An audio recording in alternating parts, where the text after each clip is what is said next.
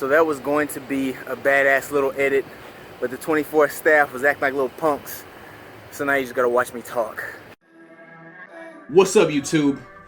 Today I want to talk about something that really pisses me off. I really get pissed off when I see form Nazis critiquing someone's form who is usually notably bigger and stronger and more seasoned at lifting than they are. From my experience, and this is just pure bro perspective, I don't really see a whole lot of really big dudes lifting utilizing textbook form, especially in the movements that count, which are the big free-weighted basic movements. If you go to CT Fletcher's channel, if you look at Mike Rashid, if you look at Mike O'Hearn, these are really big dudes, and they don't usually utilize textbook form when you look at their content. The reason being, the bigger dudes have realized the most important thing is overloading the muscle. The exercise is a means to an end, and it's not the end in itself.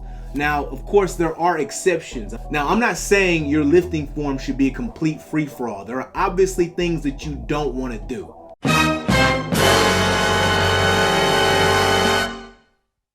But there are going to be some exceptions when it comes to times when you do want to use textbook form.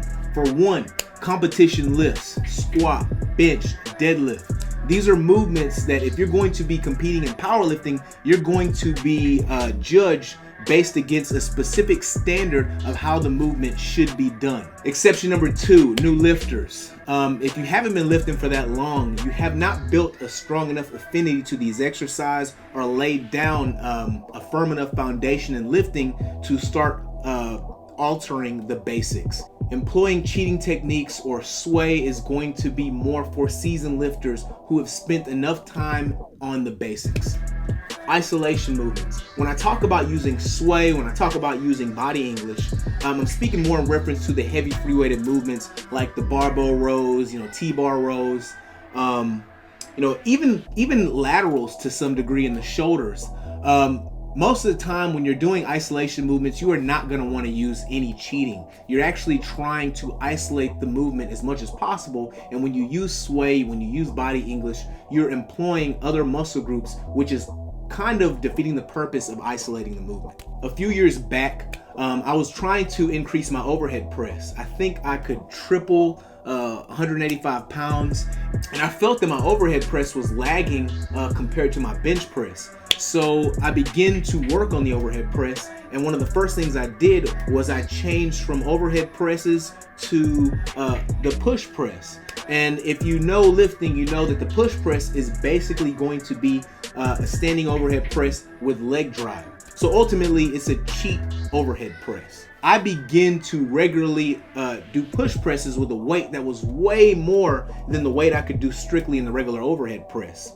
In a short period of time, I went from doing triples with 185 to being able to rip out 225 on the overhead press.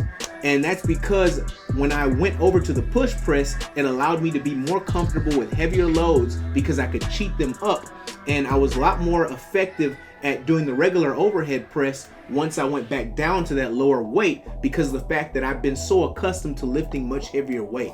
I believe I got up to the point to where I could do I went up to 315 pounds for a double in the push press. And now going back down to the overhead press, I can regularly, depending on the day, I can get about 6 to 8 reps of 225 with a strict overhead press. But the push press is not alone. There are many exercises that are basically cheap variations of other exercises that we don't question their validity. For one, cheat curls, popularized by Arnold Schwarzenegger. Yates rows, popularized by Dorian Yates. Anderson squats, which are basically squats where you lift a much heavier load than you could in a regular squat, and you limit the range of motion. You don't go all the way down.